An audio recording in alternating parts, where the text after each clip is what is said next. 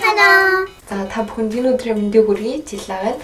Тэгээ би өнөөдөр яг ямар бичлэг хийх заваа гэхлээр манай Анди гээд монгол хэл сурдаг найз байгаа. Тэгээд энэ найзтайгаа хамт монгол хэл сурах талаар мөн дээрээс нь Монголын тухай юу гэж боддог, монгол хүмүүсийг юу гэж боддог талаар хөрхөн хөгжилтэй бичлэг хий гэж бодсон. Тэгээд хамгийн эхлээд Анди гээд найзгаа өөрийгөө танилцуулаач гэж хүсэж байна. Сайн байцгаана уу? Намайг Анди гэдэг. Би Солонгос мастер сурдаг Перу оюутан. За тэгвэл Солонгос дээрээ хэр удаж байгаа вэ? 2 жил. За тэгвэл Солонгост яг юуны чиглэлээр суралцдаг вэ? Миний мэргэлжил багш. Тэгээд орчуулдаг. Яг энэ зөв хэцүү байгаад орчуулагч.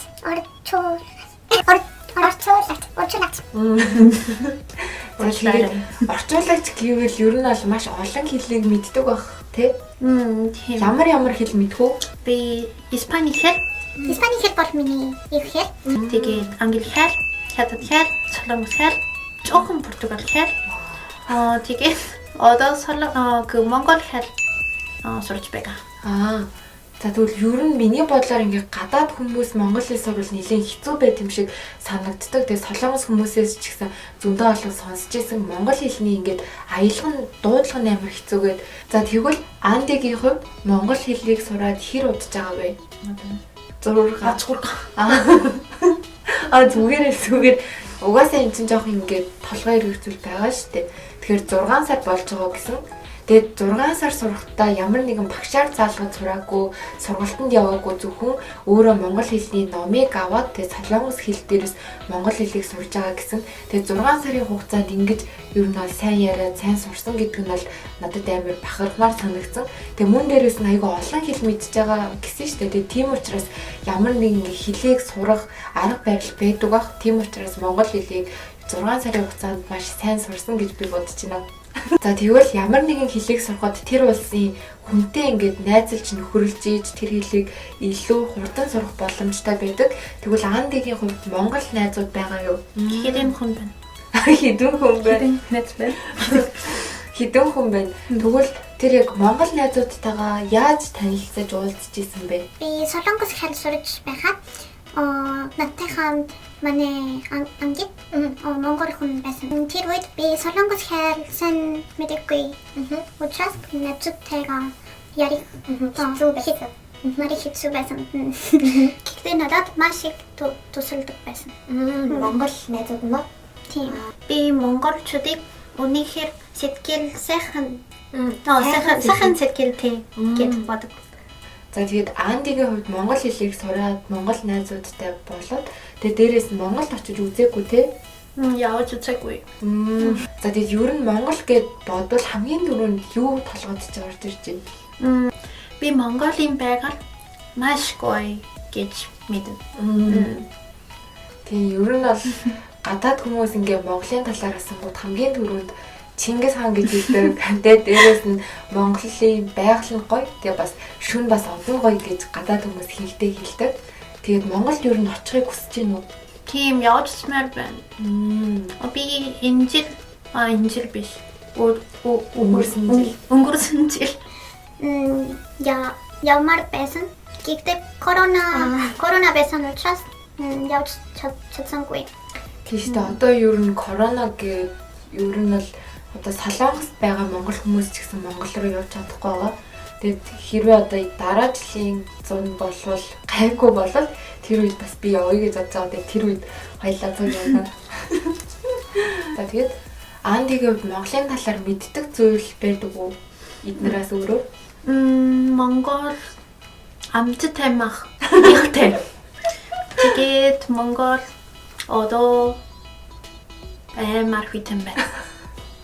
Тийш дээ. Ер нь одоо ингээд Солонгост бол хасах 1 2 3 гэж байгаа шүү дээ. Тэгэхээр Монголд бол одоо бараг хасах 30 юмтай байгаа. Хасах 30.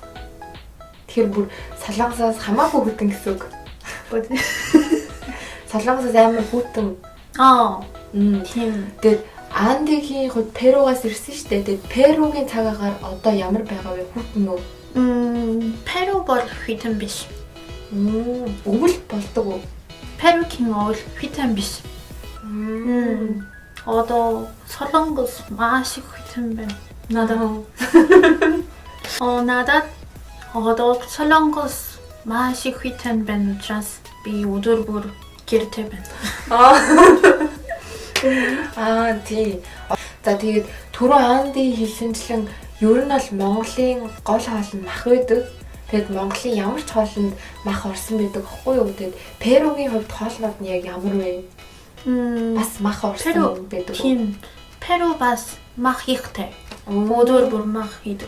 За Монгол хүмүүсийн хувьд гэвэл мах байхгүй бол тэрийг баг хоол гэж хэлэхэд хэцүү байхгүй юу?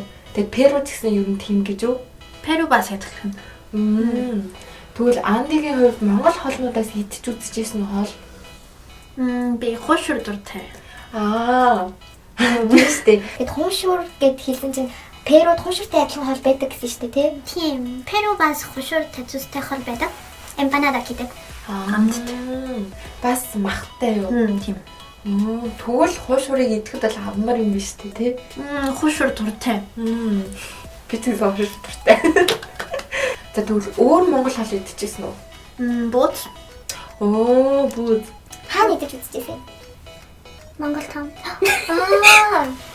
За тэгээд бас өөр ингээд Андигаас асуухыг хүссэн зүйлүүд байвал та нар коммент хэсэг дээр бас бичиж асуугаарай.